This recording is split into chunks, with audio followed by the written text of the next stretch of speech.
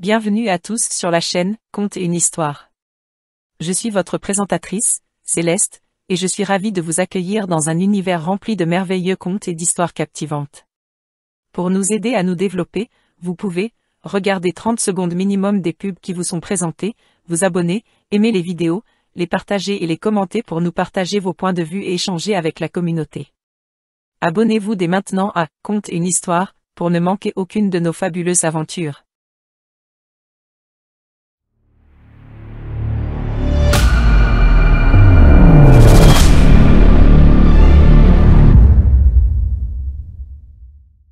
Chers lecteurs, il me fait grand plaisir de vous présenter un résumé de mon œuvre intitulée « Le dernier jour d'un condamné ».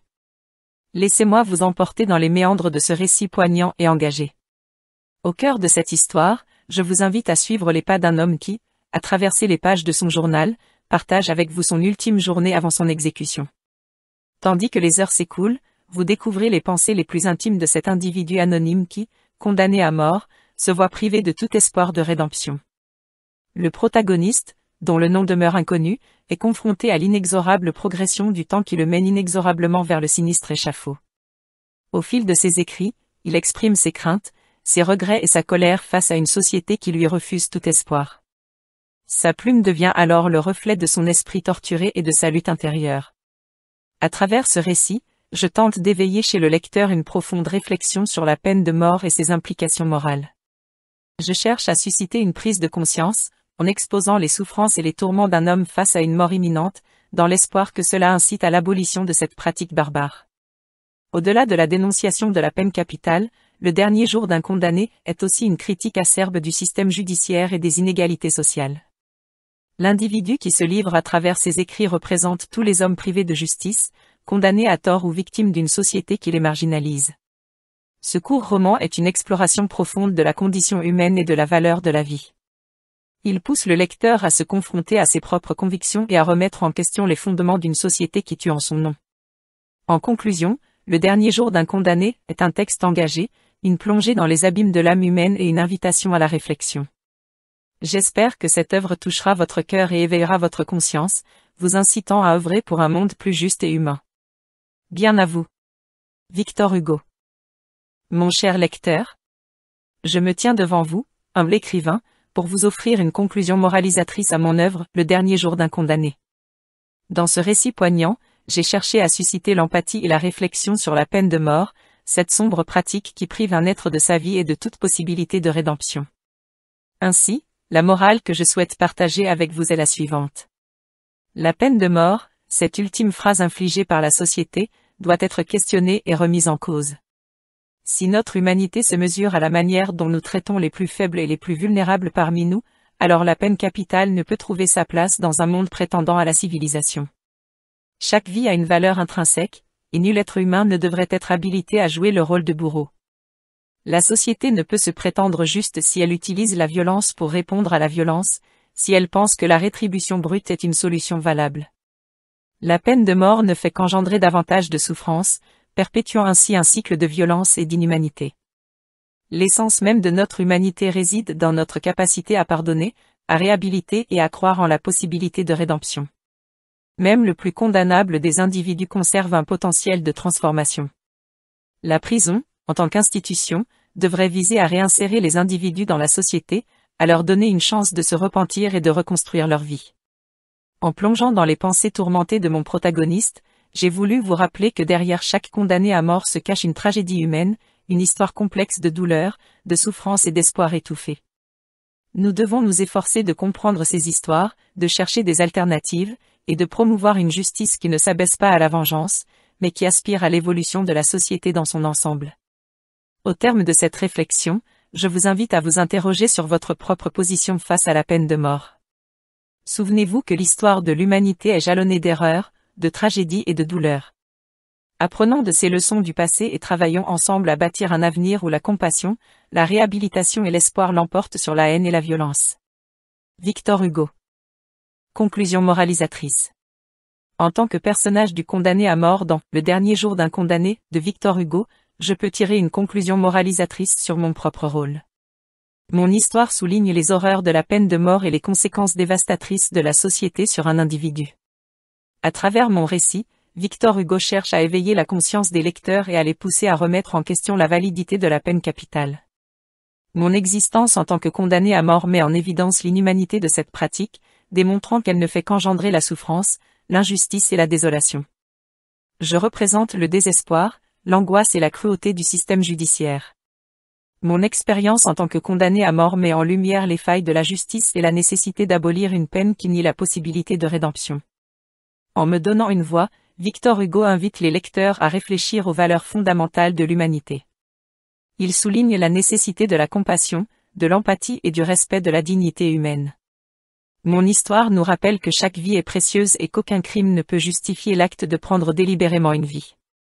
Au-delà de ma propre tragédie, je représente tous ceux qui ont été victimes d'un système qui n'accorde pas de seconde chance. Mon histoire appelle à la réforme et à la recherche d'alternatives plus humaines à la peine de mort, en mettant en avant la possibilité de la réhabilitation et de la rédemption. En conclusion, le rôle du personnage du condamné à mort dans Le dernier jour d'un condamné souligne l'urgence de remettre en question la peine capitale et de promouvoir une société qui favorise la réhabilitation, la compassion et le respect de la dignité humaine. Nous devons reconnaître la valeur de chaque vie et travailler ensemble pour mettre fin à cette pratique barbare. Les geôliers. En tant que geôlier présent dans Le dernier jour d'un condamné de Victor Hugo, nous sommes conscients de notre rôle crucial dans la vie des condamnés à mort. Notre tâche consiste à garder et surveiller ces individus jusqu'à leur exécution, ce qui nous place dans une position de pouvoir et de responsabilité considérable. Cependant, il est important de souligner que notre rôle n'est pas seulement celui des gardiens, mais aussi des témoins du système de justice et de son impact sur les vies humaines. À travers nos interactions avec les condamnés, nous sommes confrontés à la réalité cruelle et inhumaine de la peine de mort. Nous sommes les représentants concrets d'un système qui retire la vie à nos semblables au nom de la justice. Cette responsabilité ne doit pas être prise à la légère. Les geôliers doivent faire preuve d'empathie et de compréhension envers les condamnés, car nous sommes les derniers visages qu'ils ont vus avant de faire face à leur destin tragique. Nous devons reconnaître leur humanité et nous rappeler que, malgré leurs actes répréhensibles, ils sont toujours des êtres humains dignes de respect et de considération. Le rôle des geôliers dans Le dernier jour d'un condamné est une illustration de l'ambivalence et de la complexité du système pénal. Nous sommes à la fois les gardiens de la loi et les témoins de son inhumanité. Cette position peut nous inciter à remettre en question la peine de mort elle-même et à réfléchir aux conséquences morales et éthiques de nos actions. En conclusion, le rôle des geôliers dans Le dernier jour d'un condamné de Victor Hugo nous rappelle la nécessité de remettre en question les systèmes punitifs qui peuvent priver les individus de leur vie. Nous devons faire preuve d'empathie, de compassion et de réflexion critique pour examiner les implications morales de notre travail. La fille du condamné à mort. En tant que fille du condamné dans Le dernier jour d'un condamné de Victor Hugo, je suis témoin de l'impact dévastateur que la peine de mort a non seulement sur celui qui est condamné, mais aussi sur sa famille et ses proches. Mon rôle dans cette histoire souligne la cruauté inhérente du système judiciaire et la nécessité de remettre en question la validité de la peine capitale. À travers mes interactions avec mon père, je représente l'innocence, la vulnérabilité et l'amour inconditionnel. Je suis confronté à l'injustice et à la barbarie d'un système qui a condamné un homme à une mort certaine. Mon rôle souligne la véritable victime dans cette histoire, la famille qui doit vivre avec le fardeau de la perte et de la douleur. La présence de la fille du condamné soulève des questions morales profondes. Est-il juste de priver un enfant de son père et de lui infliger une souffrance indescriptible? Est-il acceptable de prétendre que la peine de mort est une solution adéquate pour réparer les torts causés? En me mettant en scène, Victor Hugo dénonce la peine de mort comme une pratique barbare et inhumaine. Mon personnage illustre la réalité tragique des conséquences de cette condamnation, qui se répercute bien au-delà du seul individu condamné. La conclusion morale que j'incarne est que la peine de mort ne résout rien. Elle ne ramène pas les victimes à la vie, elle n'apaise pas la douleur des familles endeuillées et elle ne réduit pas la violence dans notre société. Au contraire, elle perpétue un cycle de vengeance et de souffrance. Il est impératif de remettre en question cette pratique archaïque et de privilégier des solutions plus humaines, telles que la réhabilitation, la justice réparatrice et la compassion. En somme, mon rôle dans Le dernier jour d'un condamné souligne la nécessité de développer à nos valeurs et à notre système de justice. Il nous pousse à remettre en question les pratiques qui causent des souffrances inutiles et à chercher des alternatives plus justes et plus humaines pour tous les membres de la société. La femme du condamné à mort. En tant que femme du condamné dans Le dernier jour d'un condamné de Victor Hugo, je tire une conclusion morale profonde de mon rôle dans cette histoire. Mon expérience en tant qu'épouse d'un homme condamné à mort m'a fait réaliser l'immense importance de la compassion, de la détermination et du courage face à l'adversité. Dans ce récit poignant, Victor Hugo a dépeint ma présence comme un pilier de soutien pour le condamné, un refuge dans les moments de désespoir et une source de réconfort dans son calvaire. Mon amour inconditionnel et ma présence constante ont démontré l'importance cruciale du lien émotionnel et du soutien mutuel dans les moments les plus sombres de la vie. Mon rôle de femme du condamné incarne également la lutte pour la justice et la dignité humaine. À travers mon personnage, Hugo a mis en lumière les nombreuses injustices du système judiciaire de l'époque et la nécessité d'une réforme pour garantir des procédures équitables et humaines. J'ai été témoin de la cruauté de la peine de mort et j'ai lutté contre cette pratique barbare, plaidant pour une rédemption possible et une réhabilitation de mon mari. En fin de compte, mon histoire souligne l'importance d'une société compatissante et d'une compassion collective. Elle met en avant la nécessité d'accorder une seconde chance aux individus qui ont commis des erreurs, de chercher des alternatives à la violence et d'adopter une approche plus humaine envers ceux qui sont confrontés à la peine capitale. Ainsi, en tant que femme du condamné, je tire une conclusion morale puissante: la compassion, le soutien inébranlable et la quête de justice sont des valeurs fondamentales qui doivent être présentes dans nos systèmes judiciaires et dans nos interactions humaines.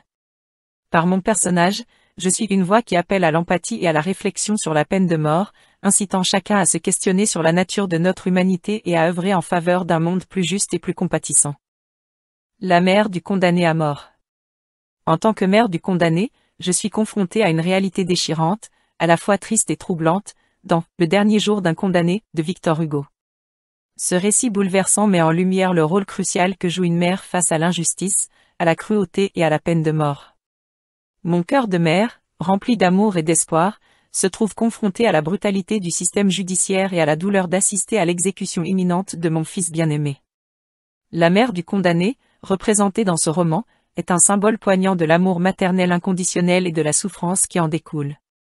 Mon rôle consiste à soutenir mon fils jusqu'à son dernier souffle, à lui offrir un réconfort et un amour indéfectible, malgré la situation désespérée dans laquelle nous nous trouvons.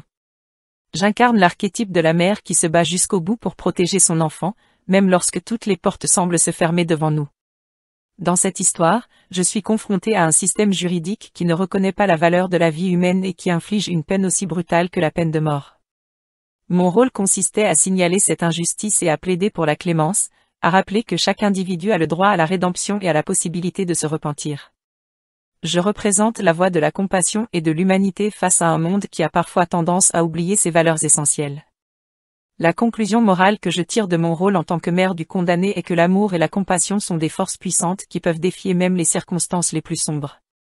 Je représente l'espoir dans une situation désespérée, la flamme de l'amour qui brûle inlassablement dans mon cœur de mère. Mon combat rappelle au lecteur l'importance de la solidarité, de l'empathie et du respect de la dignité humaine, même face aux pires épreuves. À travers mon personnage, Victor Hugo souligne la nécessité d'examiner les systèmes juridiques et les méthodes punitives employées par la société. Il nous invite à réfléchir sur la valeur de chaque vie et à remettre en question les peines capitales qui mettent fin à tout espoir de réhabilitation. En somme, le rôle de la mère du condamné dans Le dernier jour d'un condamné, de Victor Hugo est une puissante représentation de l'amour maternel, de la résilience et de la lutte contre l'injustice. Elle nous rappelle que, même dans les moments les plus sombres, l'amour et l'empathie sont des forces inébranlables qui peuvent éclairer notre chemin vers un monde plus juste et plus humain. Avec amour et détermination, la mère du condamné. Le prêtre. Cher lecteur, en tant que prêtre, j'ai été témoin des événements déchirants relatés dans Le dernier jour d'un condamné, de Victor Hugo. Cette histoire poignante soulève de nombreuses questions sur le rôle du prêtre dans des circonstances aussi tragiques.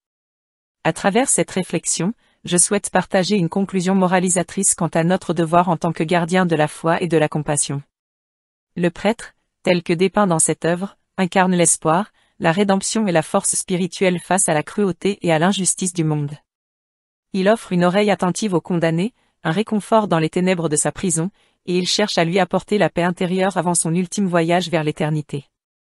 Cependant, il est important de souligner que le rôle du prêtre ne se limite pas à une simple présence réconfortante.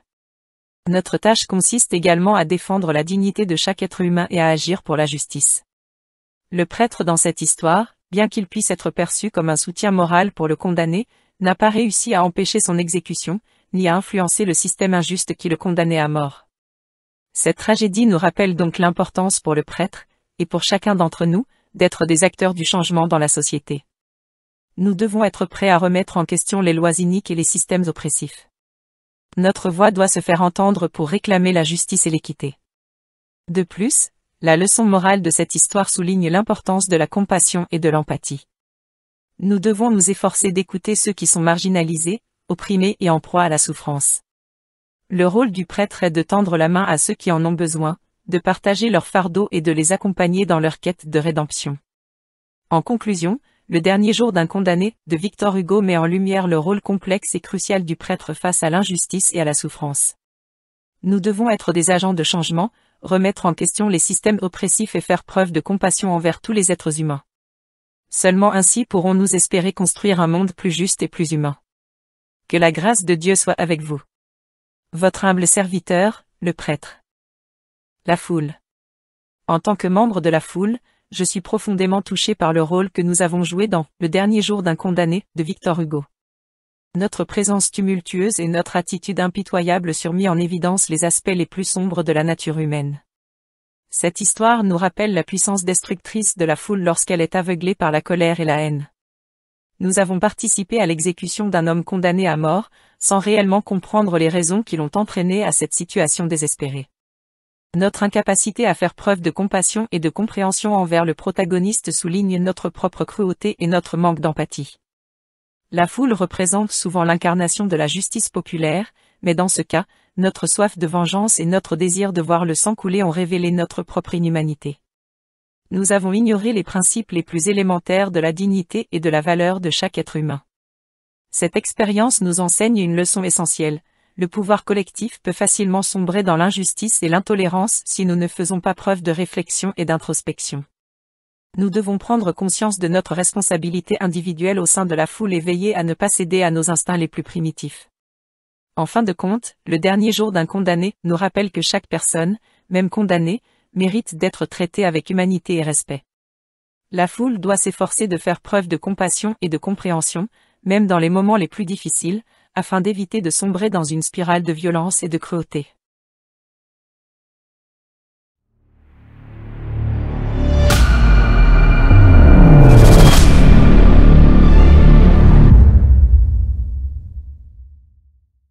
Pour nous aider à nous développer, vous pouvez regarder 30 secondes minimum des pubs qui vous sont présentées, vous abonner, aimer les vidéos, les partager et les commenter pour nous partager vos points de vue et échanger avec la communauté. Abonnez-vous dès maintenant à « Conte une histoire » pour ne manquer aucune de nos fabuleuses aventures.